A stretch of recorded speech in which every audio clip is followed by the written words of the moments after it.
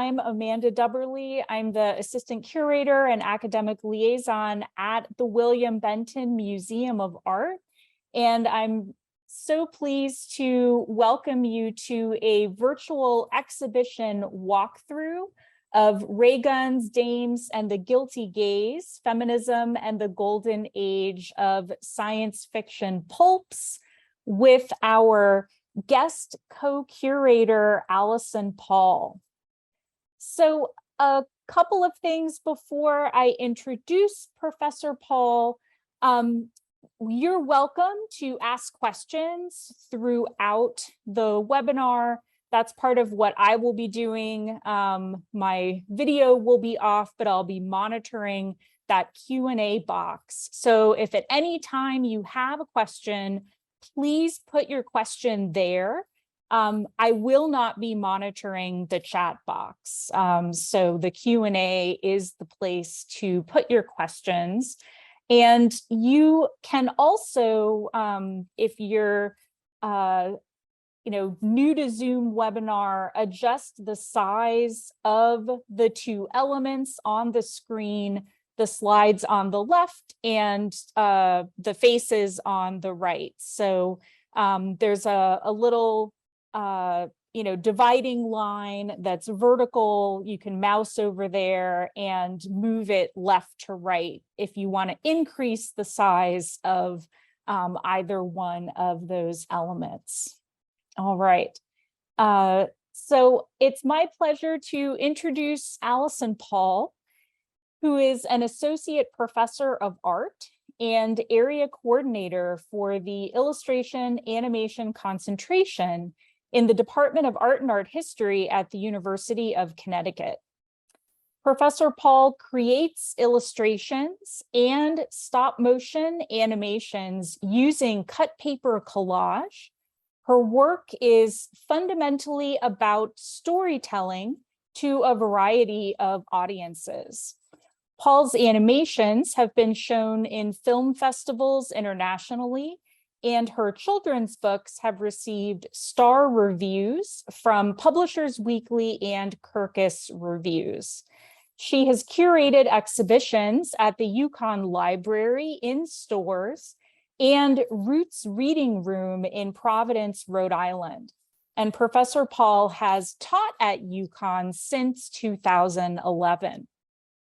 I'd also like to acknowledge the supporters of the exhibition and related public programs: the University of Connecticut Humanities Institute, the Women's Gender and Sexuality Studies Program, the School of Fine Arts, and the Office of the Vice President for Research.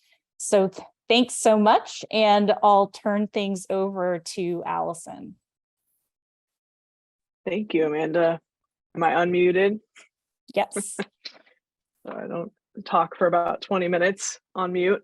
Thank you everyone for coming. As Amanda Dubberly noted, I co-curated this exhibition, and I want to give my first shout out to Associate Professor Barbara Gurr in Women, Gender, Sexuality Studies program. That was my partner throughout this process. And tonight, because you have just me, I'm going to focus on some of the aspects that I researched more deeply, although we certainly collaborated on most parts of the exhibition. I do want to start with the exhibition land acknowledgement. So although the pulps of the Golden Age thrived on stories featuring the conquest of exotic lands and people, they were written at a time when the indigenous peoples of what is now called the United States had just been recently recognized as citizens of the US, whether they wanted to or not. Though the 1924 Indian Citizenship Act and boarding schools for Native American children were still the norm, by 1928, which is the beginning of coining the term science fiction, an estimated 2/3 of Native Americans had been forcibly removed from their homes to attend boarding schools at one time in their lives. at the beginning of this golden age of pulps that we're talking about, which is about 1938, poverty and disease were rampant on Native American reservations. So the golden age of pulp fiction glorified stories of conquest, imperialism, and heteropatriarchal white dominance that relied heavily upon the history of such processes and enacted by the United States.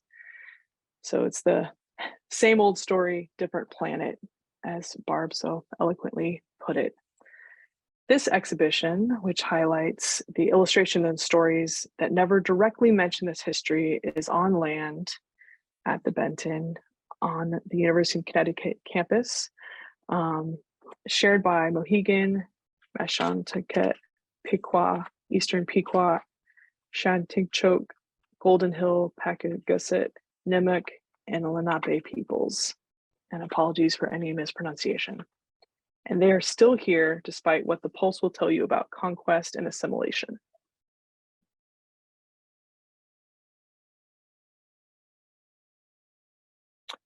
And that was placed up here on the title wall with our intro panel. And we felt very strongly about having that right there up front. Now, if you were entering Center Gallery in the Benton, this would be the title wall, and just below would be this trigger warning. And I know you didn't come here to have me read lots and lots of things, but I do think we took both these things seriously, and the trigger warning, again, I mean, that was really important for us. Before you even enter the space, there's one posted at both entrances. Center Gallery has two ways in which you can enter that space. We wanted to make sure that people who are entering the space recognized that the imagery was going to be difficult for many people, and that our goal with the exhibition was to contextualize it a bit.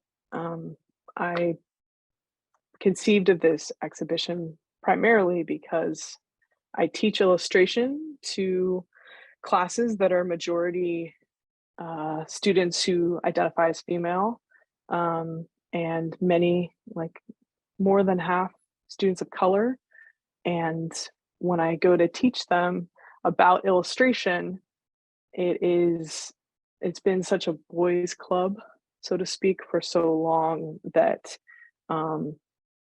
if I want to show things, especially from things we call the golden age, they tend to be in the past and predominantly straight white male in a way that can feel oppressive for a number of reasons, both the makers and the content, right? So hopefully the exhibition has enough contextualization that people can feel like they can be in that space and learn some things. But we wanted to have a warning that the illustrations are beautiful, but they often bring upon some feelings of discomfort. So on that title wall, we start with these two paintings, and they are definitely iconic in this science fiction pulp cover world. We have a kind of a damsel here on the right, bug-eyed monsters, or BEMs as the fans call them. And we can already see that there's some featureism happening here, some non-white invaders. This is from a part of science fiction that would be a colonizing of other worlds, right? As we talked about in the land acknowledgement, but we're still thinking about alien and other in this way that pulls from peoples that were, in America fighting for their rights around this time. So the golden age of science fiction pulps, again, approximately or even arguably 1938 to 1950. It can be read in many ways, and we're nearly a century later. Um, the commonly held wisdom about pulp fiction in the golden age is that it was written and illustrated by white heterosexual men, and that was definitely the majority, but something we learned through our research and we wanted to really focus on in this show is that women were actively shaping the industry and the future of genre fiction in the first half of 20th century. By now, most people agree that Mary Shelley's anonymous publishing of Frankenstein in 1818 was the birth of science fiction literature. Although that was hard fought, and we'll talk about that in a moment. But women were also actively shaping the genre at this time, although for the most part, they remained hidden behind male editors, pseudonyms and initials, and sexist assumptions of who consumes and creates speculative fiction. And you'll hear me use the term speculative fiction because this was a genre bonanza. We had pulp magazines coming out at this time by the hundreds, and they would have such names as Planet Stories, that you can tell is very specifically about science fiction, but we also have Amazing Stories and Wonder Stories and Weird Tales, and we start really kind of genre bending, if you will, around this time. Can I ask a quick question? Yeah. So a voice from so are you going to turn your screen on so I can have one head that I'm talking to? It's weird to talk into the abyss for me. All right. Give me some grounding, and thank you. So there's a big image and a little image in both of the examples that we're looking at. Could you just clarify what those things are? And Amanda is here to keep me on the rails, so thank you. This is a great aspect of this exhibition, and Robert Lesser, who was the collector of the pulp fiction art, framed the works with the pulp. So pulp is a term based on the pulp paper that these were printed on. It was very cheap, and lots of bits of pulp of the paper kind of could come together, and they could make these magazines quickly and cheaply. So we would call this, can you see my little swirly-do arrow here? Thank you. We call this a pulp, and above it is the oil painting. So you can see John W. Scott in this image. Over here was the illustrator for that cover. And this was definitely a period of time when illustrators were still painting full, large, usually 200 to 300% bigger than what would be printed. Norman Rockwell, if you've been to that museum, you can really see that on display there too. So they would create the painting, and then it would get put on the cover of the pulps. So that's what the exhibition looks like.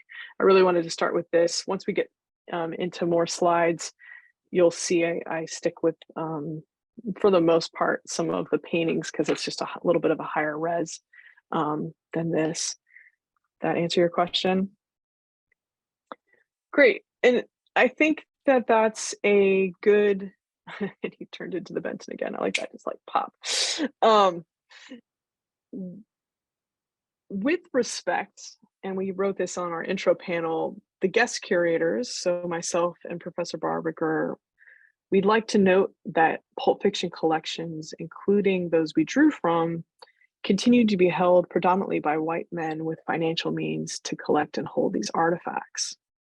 Men like Robert Lesser, who had this collection. It's at the New Britain Museum of American Art. And a little bit later in the talk, I'll show you some works that Loftus Becker collected and donated to Trinity College and their archives there. They were generous enough to donate and to make their collections accessible. So we're very thankful for that. But while we can be grateful for their contributions, we can still recognize that collectors and anthologists may tell a limited version of history. So the art that graced the pulps featured in this exhibit can be beautiful and exciting, and we can enjoy these images for their composition and the adventures they promise. But when we turn a 21st century feminist gaze to them, we see white heteropatriarchy almost desperately asserting itself. So the end of the intro panel says, we encourage you to think about not only what you see, but also what you don't see. And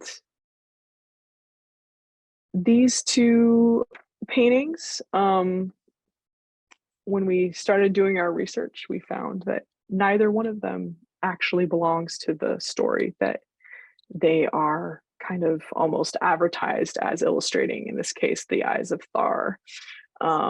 And when we actually saw this work on the right here, it was called Interplanetary Graveyard, which is just the name of the largest in print story on the cover. But once we actually went into that pulp, we could, not the one in under glass, but a separate one, we could see that it was actually entitled Monsters and Men.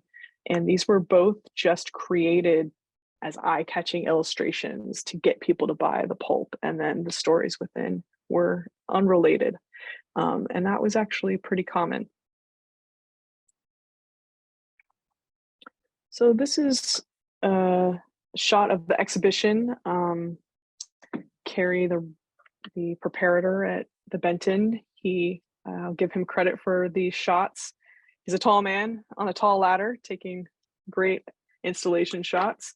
You can see the gallery space is square, and we definitely thought about that when laying out the show and making kind of different walls have different kind of sections.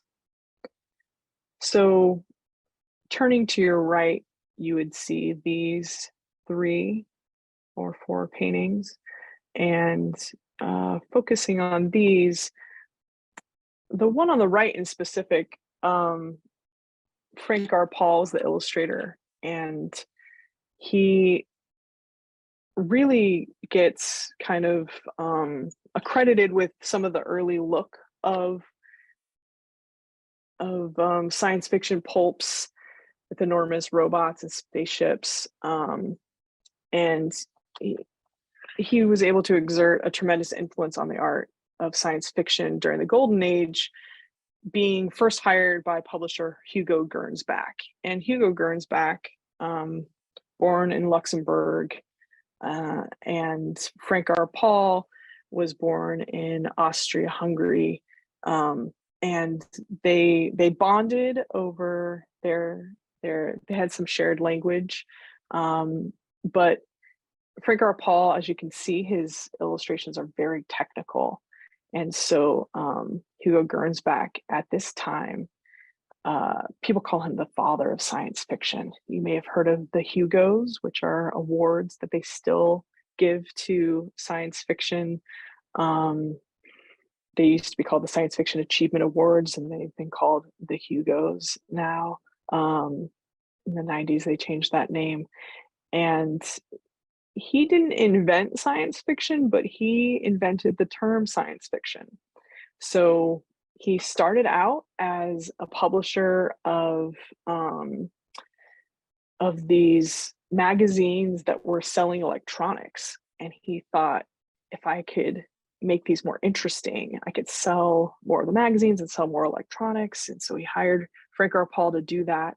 And then those people also were people who were interested in these kind of prophetic fiction was another thing they called it back then. So thinking about like invention as being storytelling about the future. And so he would put little stories in there too. And eventually he launched Amazing Stories that was just those stories in 1926, and tried to get the term scientific fiction to stick. I've practiced, it rolls off the tongue, but eventually science fiction, which people kind of mispronounced it as, stuck in 1929. But this painting by Hugo Rogers over here is also, really interesting because it's painted long before, we saw any rockets actually during the space race. So he was thinking about what a rocket might look like and came up with that. He did not think about what you would have to wear to be in space, but so these two paintings are next to those rocket ships. And this is where we start to talk about speculative fiction and these kind of genre crossovers. Rafael de Soto, Puerto Rican illustrator, one of the few illustrators of color at the time. And he was illustrating covers for almost 10 plus pulps a month. So he would do the monthly cover, but he was doing many pulps. And you can really see, this is Secret Service operator number 5. So we're supposed to be in some sort of reality, but we've got this drill tank that comes out of the ground. So there is obviously some invention here that is helping win the war.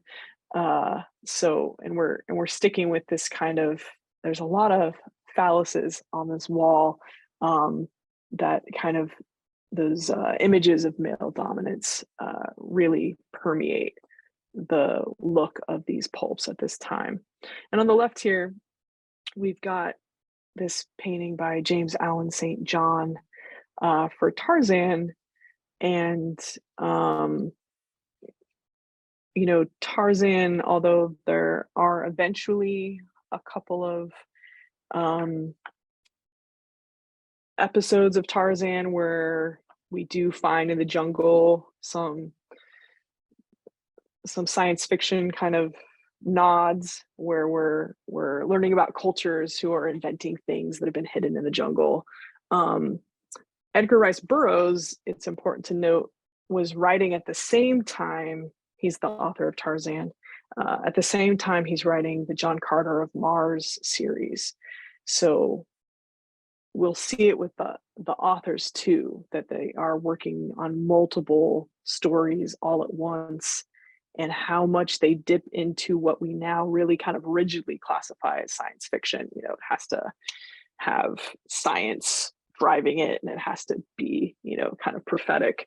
At this time, we're going to talk about Lee Brackett in a little bit, and she's writing detective pulps and Western pulps, and then she's writing science fiction, and it's kind of a hard-boiled crime in space or a cowboy in space, right? So we've got everyone's making a living, and they're pumping out these pulps so fast, and the illustrators are making multiple covers that have images that all kind of cross over, and the authors are doing the same thing. So this wall really deals a lot with masculinity and threats to masculinity. And I'm going to read, clear my throat. I'm going to read Professor Barbara Gurr's label for these two because I think it's so good. Sigmund Freud first introduced the Oedipus complex in 1899 and coined the term in 1910 in his paper, A Special Type of Choice of Object Made by Men. He later expanded this idea to include castration anxiety, a fear of physical and symbolic emasculation, and the claim that boys may feel fear or hatred of their mothers. The existence of the Oedipus complex is not well supported by empirical evidence, although it was increasingly popular during the first half of the 20th century when women were gaining civil rights and some economic independence. Frank R. Paul on the left here, Marooned in Andromeda, depicts a ruby red flowering mouth devouring a man. On the back is a letter written by the former owner of the work, dated 1990, explaining that this, quote, man-eating Venus flytrap painting was a personal favorite of my wife. On the right here, St. John's Buccaneer of Venus shows us a man ferociously fighting back against a man-eating sea monster, thrusting his uselessly small spear into its wickedly toothed maw. Viewing these two images together might lead one to wonder about social fears of motherhood and maybe women's burgeoning sexual freedom in general. Certainly, both of these male characters are rendered as physically futile in the face of dangerous vaginal imagery. And that sums it up. Right in the middle of this wall, no question from the Benton there. I was waiting for the orange square to pop. Right in the center of this wall, we threw in, and we did this a lot in this show, we kind of peppered certainly a male-dominated field with the moments of women kind of entering the field in different capacities.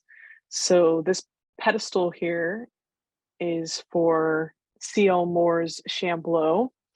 And you can see right here, we had this throughout the exhibition for selected works where you could scan it with your phone and it would take you to either archive.org or Project Gutenberg, both copyright free online sources for reading these stories, because we wanted people to be able to leave the exhibition with the ability to dig deeper into the actual stories, not just the stories about the people. So C.L. Moore, Catherine Lucille published under these two initials. And something that we did during the research of this that really helped us understand what was happening at this time, how people were reacting to it, what editors were doing, was we read the backs of Pulps, and the vast majority of fan letters to C.L. Moore were to Mr. Moore. And there was no attempt to correct those fans. C.L. Moore certainly enjoyed the anonymity or the assumed male kind of role that she held with using those first initials. So Shambleau is her first pulp story, and she publishes it in 1933. So she's 22 at the time. And it is a long-held pulp legend that on the day that the editor of Weird Tales, who was Farnsworth Wright at the time, received Moore's first submission, Shambleau, he closed the offices down and threw a party declaring it officially C.L. Moore Day. He did not know who his new author was, but Wright did know strange fiction, and he knew his audience. The Weird Tales reader of the 1930s were men and women, so that would be different. And we'll talk about Weird Tales in a second a little bit more, but we did find that Weird Tales had many more women writing in, feeling comfortable enough to write in to the back editors, to the letters to the editor page, which was called the Irie. And that magazine is really strange tales in the Gothic tradition with science fiction published together. And feminist scholar Lisa Yasek described Shambleau as a science fictional updating of the female Gothic, which would be, kind of a nod to Frankenstein in that way. Shambleau was indeed a hit, the second most popular story in the magazine's history, beating out H.P. Lovecraft, who was also a fan. This as you have no doubt read, is not from Weird Tales. This is Avon Fantasy Reader, and this is the second time it gets reprinted. And it, by then, they have already, in this little intro paragraph, kind of noted that she needs no introduction. There's been many stories about the hero of Shambleau, who's Northwest Smith. And this story was reprinted, all the way into the 90s in multiple languages. We have English, French, and German just up here. And I felt really struck by that. I had never heard of it before. And so in some ways, C.L. Moore really did start our desire to pull out works by women that were, have since been kind of hidden or erased or downplayed.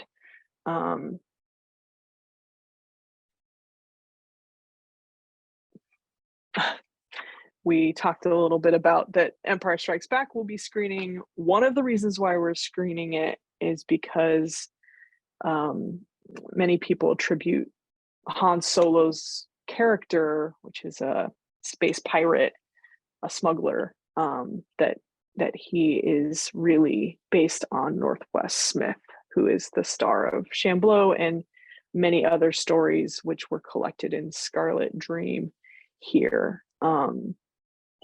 His kind of personality, attitude, how he looks, how he dresses, was all well established in the 1930s by C.L. Moore.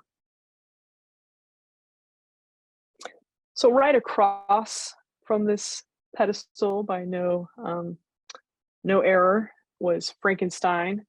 We saw a lot of parallels between these two stories of these two women.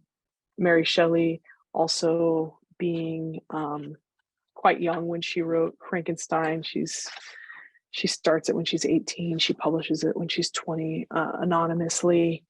And she waits until it's made into a play that's very popular and they want to reprint it. And then she puts her name on it. And this is, 18.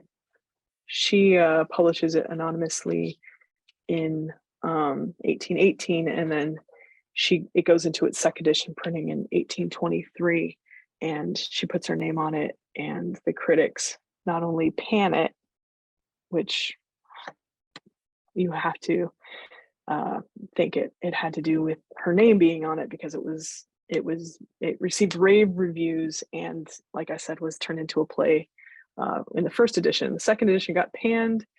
People still liked it, and so then they proceeded to try to prove that the real author was her husband, English Romantic poet Percy Shelley. They, of course, were never able to prove that, but we see that being quite common. And I'll talk about that a little bit later. There's a removal of women's work, often trying to prove that they didn't write it, was a trend we saw, and it's still prevalent today, unfortunately. Another thing to note about Percy Shelley and Mary Shelley's relationship is that he died in a tragic accident only 4 years after Frankenstein was published, and his body of work as a poet continued to sell, continued to be popular. This painting we have here actually was painted of her, but to go with his poetry. And she kept writing, but it meant much of it wasn't published, much of it things that were published weren't well received. So we saw that other times too, where collaborators, whether they were married or siblings, if the man died and the woman carried on his work or carried on her own work, he always became even more famous in death. So it's pretty shocking to learn that it wasn't until 1989 that a biography of Mary Wollstonecraft Shelley was written. Before then, any mentions of her were in relation to her husband and his work. And even when we go to the film and you watch the original Frankenstein film, it does say written by Mrs. Percy B. Shelley. So it's still, the Mary part is still secondhand, and that's over 100 years later. So one of the interesting things, and why we can even include this in the show, beyond it just being important background, is that early weird tales and other of these science fiction pulps would often reprint stories from the past. So this Frankenstein is actually in this Buccaneers of Venus is on the cover. It's in this Weird Tales from 1932. And they published Frankenstein, which is novel length. As you know, they published it over 8 different Weird Tales. And that was a big starting point for a lot of these pulps, was to reprint older stories. We've got the theatrical release poster here, illustrated by Carly Groves in 1932. And another female contributor to the film was Peggy Webling.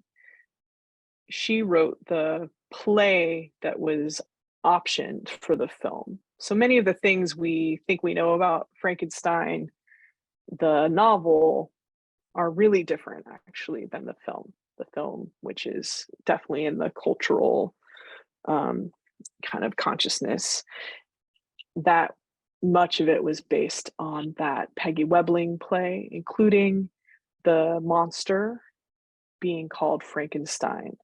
In the novel, the monster, Frankenstein's just the mad scientist, and the monster is called many things, but never Frankenstein. Peggy Webling was playing with a kind of a Dr. Jekyll, Mr. Hyde vibe with her play, which then gets made into the film. This is also directed by James Whale, who was one of the few openly gay creators in Hollywood in the 30s. He made this film and Bride of Frankenstein, came out as gay with his partner, who was a movie producer, and he was quickly blacklisted in Hollywood. Many scholars look back on this film and think that he really related to Frankenstein as being, with the kind of connection with being an outcast. So, am I getting you've got a little bit of time left? Alert.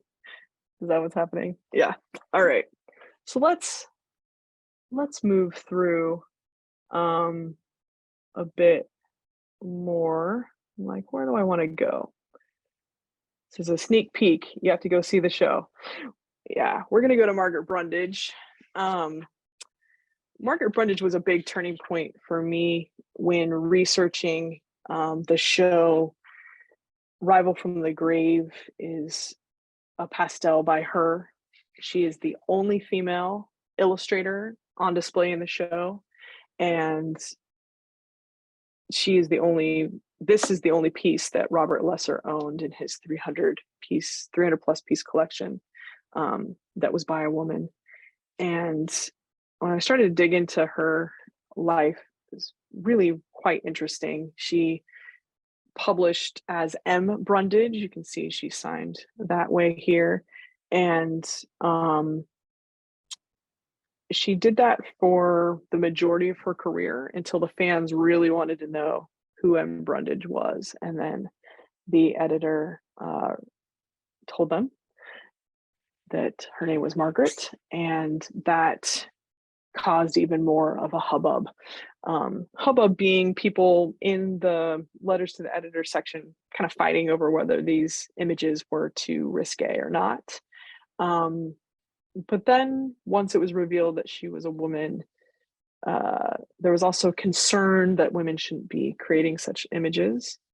Later on in the research I did, books that were written within the last 10 years have lots of anecdotes from fans who grew up with this work or were teenagers when they were reading these, and they very prominently in these recollections talk about hoping, she was, or thinking she was a lesbian because of the women, the naked women. Brundage in many interviews has said she painted, or rather illustrated, what the publisher wanted her to. So lots of her being a woman really made things even more difficult for her. And she was one of the only women that was doing covers at this time. In the exhibition, we've got multiple covers of hers. These are both for stories by Seabury Quinn. And this is interesting, this one on the left here. So Margaret Brundage illustrated 66 covers for Weird Tales between 1933 and 1945. This is one of only 3 that does not feature any nudity or women or any nude women. And this was a cover that really shocked readers. So as we mentioned before, Weird Tales had a large number of female readers who wrote into the magazine, and Brundage received many outrage letters about the female nudity on her covers from both men and women. But on the rare occasion she didn't include a nude, she upset Weird Tales readers noticeably more. She was truly damned if she did, damned if she didn't. I do want to note that Dorothy McIlwraith is one of 2 editors that we feature in the show. She was editor of Weird Tales from 1940 to 1954. This is one of the covers she worked on with Margaret Brundage. And she always signed it as D. McIlwraith. And again, at this time, people would have assumed that she was a man. Later, when anthologists wrote about Weird Tales in the 70s and 80s, and it was discovered that she was a woman, they proceeded to say that Weird Tales were not as interesting during her time, which again is another rewriting of history that we noticed a lot when we were doing the research for this exhibition, was the anthologists of these pulps. So across from the Brundage pulps, we've got this case here, and these are both covers that illustrate a story by Alison V. Harding. And Alison V. Harding definitely falls into this camp of, was completely overlooked by the anthologists who were predominantly male in the 70s and 80s.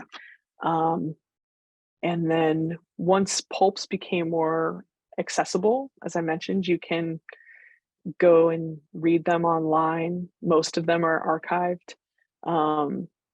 Once they became more accessible, more people started talking about how great Alison V. Harding's writing is.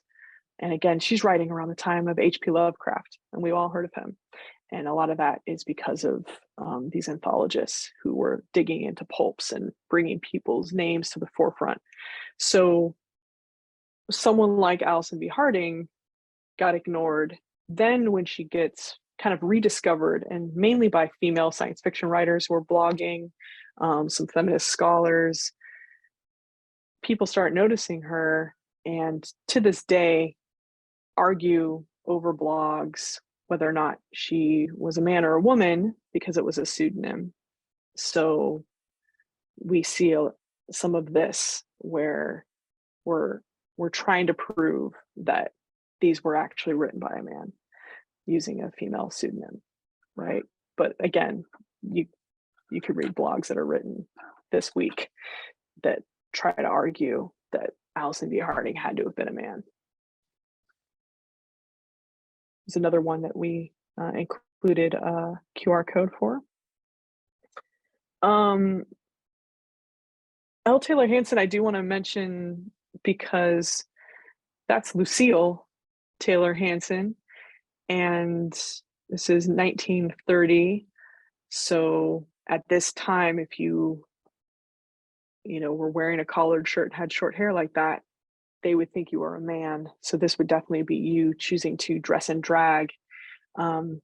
She kept up the kind of charade, if you will, that she was a male author much more than other women who were publishing with a first initial. Most of those women at some point were kind of outed by the editor, either with a portrait or with a pronoun saying, C.L. Moore's story, she's a great author we work with, or something of the sort. L. Taylor Hanson not only had this portrait made to continue to not just hide their identity, but skew it towards a male assumption. But also anytime they're written about, and this image to the right is an illustration of their story. Whenever they're written about in Amazing Stories, they use gender neutral pronouns, which was not a thing in the 20s and 30s. I want to talk a little bit about, again, the kind of lack of representation at this time, but we dig deep, and we found some people who were working. Leo Mori on the left here was Peruvian, and has written a decent amount about some of the hardship he faced. And this is his illustration for a Leslie F. Stone story, which is a woman author. At that time, Leslie would have been a male name, like more of a male name, more common. So we also saw that women who their names could be either, more androgynous, would publish using their names and not change their names. Although she did change Silverberg to Stone, which is a whole nother movement we see at this time across media for hiding Jewish ancestry. To the right here, we have W.E.B. Du Bois, who I hope you've all heard of. I did want to get to some notes that Barb wrote about him. He was one of the founders of the NAACP, staunch civil rights activist, but rarely recognized for his contribution to science fiction. So within Dark Water, Voices Within the Veil is a short story titled The Comet, which we also have a QR code to in the show, but you can find it. It's widely recognized as the first example of Afrofuturism in literature. And it's 1920, and over 100 years later, that story is really quite powerful. You'll notice, and maybe you've noticed already, that this is from my personal collection. And I did not own this book before this show, but when we were doing our research, we felt it needed to be included, and we couldn't find it as part of any collection that we could borrow from.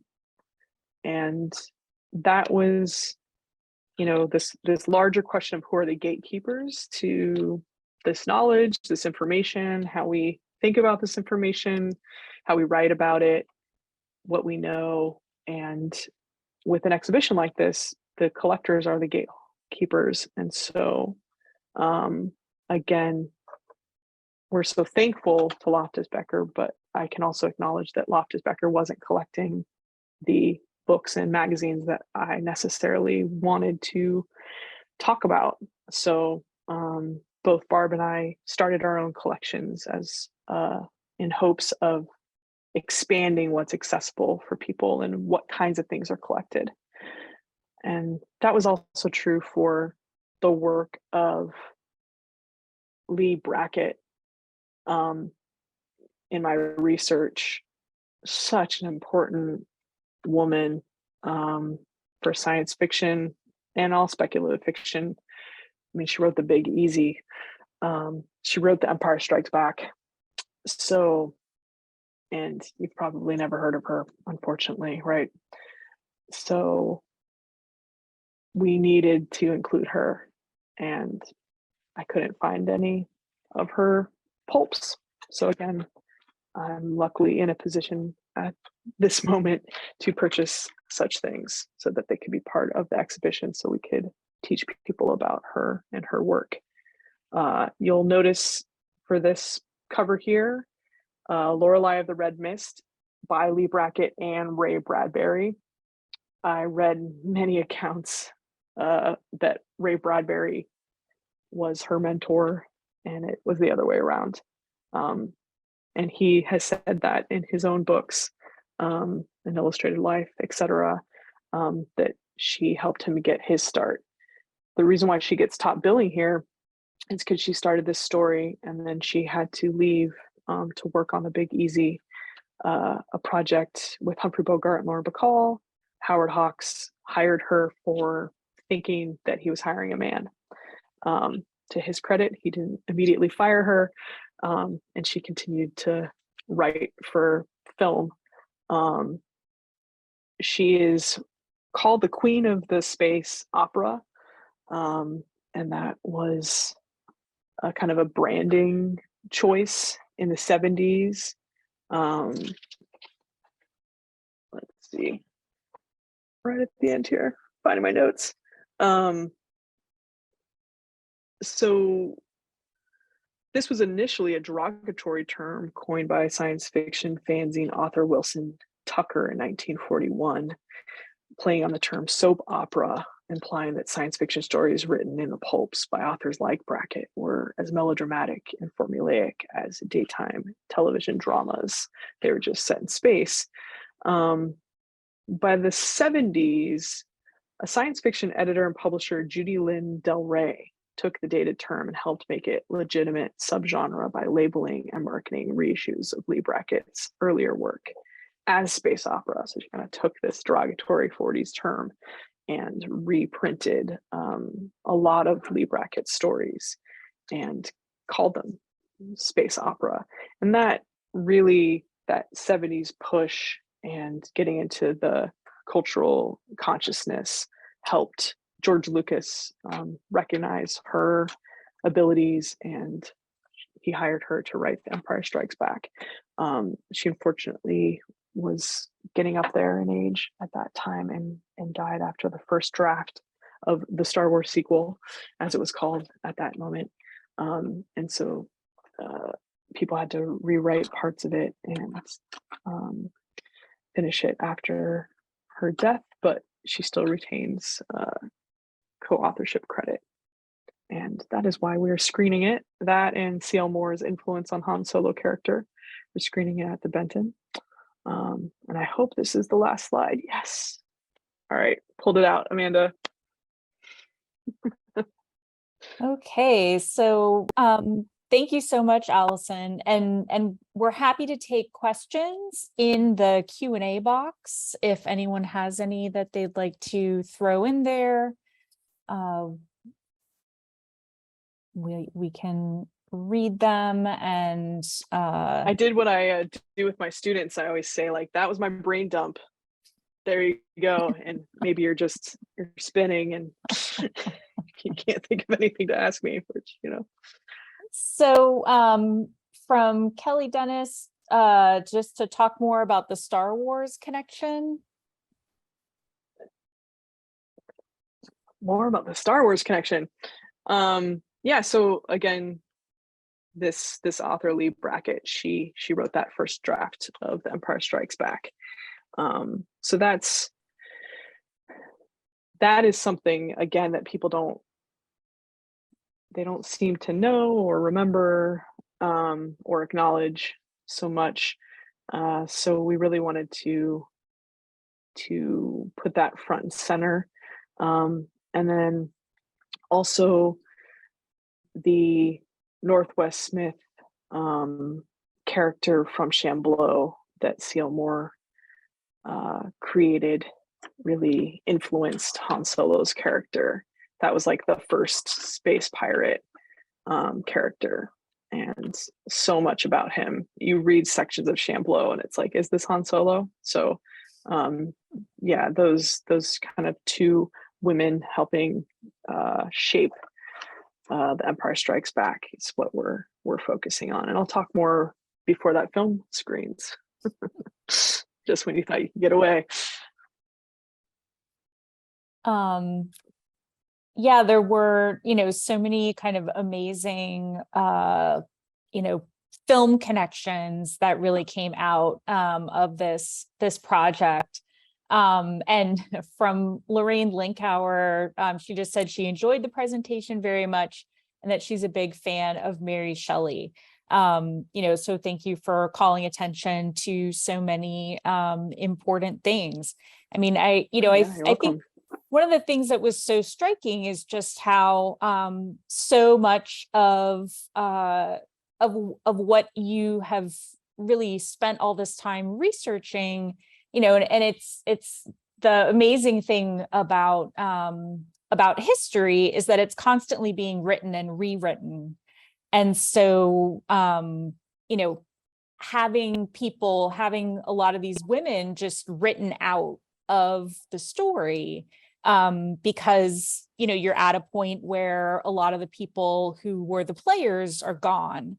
And so, you can just end up not, people feel like they can do that. And Lorraine also just said that, thinking about what's not shown in the exhibition being so important. Karen Summer says, thanks to Alison and Barb, important to show and talk about fabulous work by women. And yeah, that's deliberately hidden by these male dominated fields. And it's interesting too, just thinking about that historical context, right? I mean, you have to remind yourself like how recently, I mean, not even all women, just some women had won the right to vote. And, sitting where we are, I think, you could just lose track of what it would have been like for a younger woman in the 1930s, to just think of what your social position, really was. Absolutely. And I think too, there was definitely a kind of a safe space we could revert into while doing this research, because so much of it obviously was inspiring, but also inspired rage, that you could kind of be like, oh, well, that was the past. But as I mentioned, there are many examples of things that were happening while we were researching right now that were continuing to erase or reshape history. Or I I picked up, as I've mentioned to some of people in the exhibition, there's a story by Helen Weinbaum that I ordered a copy of that was published last year that her name was removed from. So, a lot of this stuff is still happening right now. Kelly Dennis, who asked that question, is a professor in DMD and runs the Art and Feminism Wiki editathons. And we're having one in November, as you mentioned. And we thought that was really important to have one specifically for the show because many, many people, like, especially in the cases in the pulps, maybe a third, don't even have a wiki page.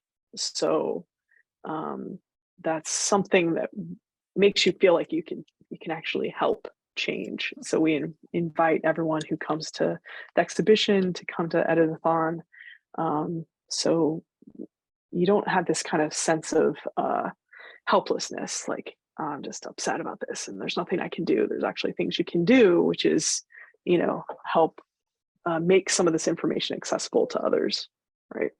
And Professor Dennis is such a wonderful resource, kind of giving that introduction of how to get started as a Wikipedia editor, because it is actually pretty tough to get people added, and because things will kind of get deleted there. So there's a lot of tricks. So having those editathons is so important. But yeah, Kelly says, but not that hard. With her help, though. Yes, yeah. Exactly. If you come, you get some help, get some tips, and then hopefully keep up the we don't want to scare you away. Women supporting women and women identified. Yeah, definitely. So I think this is perhaps a good place to end. But thank you so much again, Alison, for giving us this really introduction to the exhibition. And for all of you who are in the stores area, the show will be up until December 18th. So if you have an opportunity, join us for another program that'll be live in the space, and certainly come take advantage of our postage size stamp parking lot. Come over to the Benton. Now we're actually open on Sundays as well as Saturdays. You have a lot of time to come and see the show, but it's really dense. It's wonderful. So there's just so much to see there and spend some time with. But thanks again, and thanks so much to all of you for joining us. Hope you have a great weekend.